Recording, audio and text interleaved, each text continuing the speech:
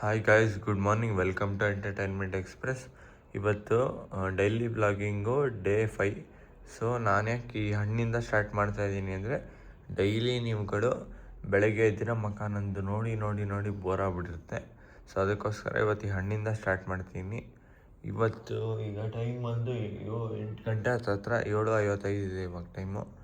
ಈಗ ಬನ್ನಿ ಗೈಸ್, ಕಾಲೇಜಿಗೆ ಹೋಗಿ ಬಂದಮೇಲೆ ಬ್ಲಾಗ್ ಮಾಡ್ತೀನಿ. ಬನ್ನಿ, ಆಮೇಲೆ ಸಿಗೋಣ. ನೋಡಿ ಗಾಯ್ಸ್, ನಮ್ಮಮ್ಮ ಲೇಟಾಗಿ ಎದ್ಬಿಟ್ಟಿದ್ದಾರೆ. ಏನಕ್ಕೆ ಅಂದರೆ, ನಮಗೆ ಫಸ್ಟ್ ಟೈಮಲ್ಲಿ ಎವ್ರಿ ವೆಡ್ನೆಸ್ಡೇಸ್ ಇದ್ದಿದ್ದು ಕಾಲೇಜ್ 11 ಗಂಟೆಗೆ. ಸೊ ಇವತ್ತು ಏನು ಅಂದ್ಕೊಂಡಿದ್ದಾರೆ ನಮ್ಮಮ್ಮ, ಇವತ್ತು ಕಾಲೇಜ್ ಇರೋದು 11 ಗಂಟೆಗೆ ಅಂತ ಅಂದ್ಕೊಂಡಿದ್ದಾರೆ. ಆಮೇಲೆ ಟೈಮ್ ಟೇಬಲ್ ಚೆಕ್ ಮಾಡಿದ್ದಾರೆ, ಆವಾಗ ಗೊತ್ತಾಯಿದೆ 9 ಗಂಟೆಗೆ ಇರೋದು ಅಂತ. ಇವಾಗ ತಿಂಡಿ ಮಾಡ್ತಾ ಇದ್ದಾರೆ ನೋಡಿ ಗೈಸ್. ತಿಂಡಿ ಇನ್ನೂ ಆಗಿದೆಯಲ್ವ ಅದೇ ಗೊತ್ತಿಲ್ಲ. ತಿಂಡಿ ಆಯ್ತೇನಮ್ಮ?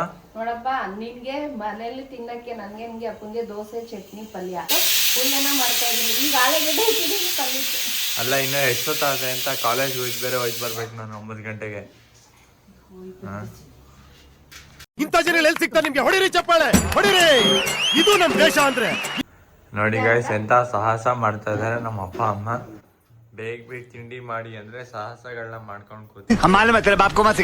ಸೊ ನೋಡಿ ಗೈಸ್, ಕಾಲೇಜ್ ಡ್ರೆಸ್ ಹಾಕೊಂಡ್ಬಂದು ರೆಡಿಯಾಗಿ ಕೂತ್ಕೊಂಡೆ ನಾನು. ಈಗ ಟೈಮ್ ಬಂದು 8:35, 9 ಗಂಟೆ ಕಾಲೇಜು ಗೈಸ್ ನನಗೆ, ಆಯ್ತಾ? ಇವಾಗ ತಿಂಡಿ ಆಗಿದೆಯಾ ಇಲ್ವ ಅನ್ನೋದೇ ಗೊತ್ತಿಲ್ವಲ್ಲ. ಒಂದ್ಸಲ ಕೇಳೋಣ, ತಿಂಡಿ ಆಯ್ತಾ? ನೋಡಿ ಗೈಸ್, 8:35 ಆಗಿದೆ, ಇನ್ನೂ ದೋಸೆ ಅಂತೆ. ಏನು ಗೈಸ್ ಇವೆಲ್ಲ? ನಾನು ಯಾವಾಗ ತಿಂಡಿ ತಿನ್ನಲಿ? ಕಾಲೇಜ್ಗೆ ಹೋಯ್ತು ಬಲ್ಲಿ ಹೆಂಗೆ ಇದೆಲ್ಲ? ಟೆನ್ಷನ್ ಇಲ್ಲ ನನಗೆ, ಅಪ್ಪುನೇನ. 1 hour later. ಸೊ ಗೈಸ್, ಇಲ್ಲಿ ಕಾಲೇಜ್ ಮುಗೀತು. ಸೊ ಅದಕ್ಕೆ ಪವನ್ ಬ್ರವರು ಸುಮ್ಮನೆ ನಗ್ತಾ ಇದ್ರು. ಮತ್ತು ಅವ್ರಿಗೆ ಅದನ್ನು ಹಾಡು ಕೇಳಬೇಕು ಅಂತ ಅಂದರು. ಅದಕ್ಕೆ ಸಯ್ಯಾರ ಸಾಂಗ್ ಏನೋ ಹಾಕೊಂಡು ಕೇಳಿಸ್ಕೊತಾ ಇದ್ವಿ ಎಲ್ಲರೂ. ನಾನು ಮತ್ತು ಪವನ್ ಬ್ರವರು ಕ್ಲಾಸಿಂದ ಬಂದಿದ್ದು ಒಂಚೂರು ಲೇಟ್ ಆಯಿತು. ಪ್ರೀತಮ್ ಬ್ರೋಗೆ ಇರಿ ಅಂತ ಹೇಳಿದ್ವಿ. ಸೊ ಅವರು ನಮಗೋಸ್ಕರ ಅಂತ ವೆಯ್ಟ್ ಮಾಡ್ತಿದ್ರು. ಅವ್ರು ಯಾರೋ ಮೆಕ್ಯಾನಿಕಲ್ಸ್ ಅವರು ಯಾರೋ ಫ್ರೆಂಡ್ಸ್ ಇದ್ರು ಅಂದ್ಬಿಟ್ಟು ಮಾತಾಡ್ಕೊಂಡು ನಿಂತಿದ್ರು ಅಲ್ಲಿ. ಲವ್ ಹಾರ್ಟ್ ಅಲ್ಲಿ ಇದ್ರೆ ಫ್ರೆಂಡ್ಶಿಪ್ ಬ್ಲಡ್ ಅಲ್ಲೇ ಇದೆ. Hi guys, good evening. So ನೋಡಿ ಗಾಯ್ಸ್, ನಮ್ಮ ಮನೇಲಿ ಕಾಲೇಜ್ ಮುಗಿಸ್ಕೊಂಡು ಡೈರೆಕ್ಟಾಗಿ ಬಂದು ಮಲ್ಕೊಂಡೆ. ಇವಾಗ ನಮ್ಮ ಪೇರೆಂಟ್ಸ್ ಎಬ್ಬಿಸ್ಬಿಟ್ಟು ರೆಡಿಯಾಗು, ಯಾವುದೋ ಟೆಂಪಲ್ಗೆ ಹೋಗ್ಬೇಕು ಅಂತ ಅಂದರು. ಅದಕ್ಕೆ ಹೋಗಿ ರೆಡಿಯಾಗಿ ಕೂತಿದ್ದೀನಿ. ಈಗ ಅವರು ಬಂದಿದ ತಕ್ಷಣ ಹೊರಡೋಣ. ನಮ್ಮ ಅಮ್ಮ ಅಲ್ಲೇ ರೆಡಿ ಆದರು ನೋಡಿ ಗೈಸ್, ಸ್ಯಾರಿ ಎಲ್ಲ ಹಾಕ ರೆಡಿ ಆದರು ನೋಡಿ ಗೈಸ್. ನಾನು ಈ ಥರ ರೆಡಿಯಾಗಿದ್ದೀನಿ. ಇವಾಗ ದೇವಸ್ಥಾನದಲ್ಲಿ ಸಿಗೋಣ ಬನ್ನಿ ಗೈಸ್.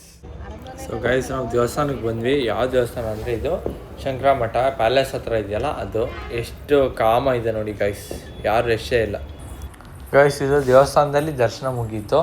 ಅದಾದಮೇಲೆ ಅವ್ರು ಹೇಳಿದ್ರು ಗೌಶಾಲೆ ಇದೆ ನೋಡಿ ಕೆಳಗಡೆ, ಹೋಯ್ತು ಬನ್ನಿ ಚೆನ್ನಾಗಿದೆ ಅಂತ. ಸೊ ಅದಕ್ಕೆ ನಾವು ನಡ್ಕೊಂಡು ಹೋಗಿ ಬಂದ್ವಿ. ಹೋದ್ಮೇಲೆ ಅಲ್ಲಿ ಎಷ್ಟು ಒಂದು 5ರಿಂದ 6 ಹಸು ಏನೋ ಇತ್ತು. ಬಟ್ ಇಲ್ಲಿ ಟೋಟಲಾಗಿ 13 ಹಸು ಏನೋ ಇದೆಯಂತೆ. ಸೊ ಅದನ್ನು ನೋಡಿಕೊಂಡು ಬಂದ್ವಿ ಗೈಸ್.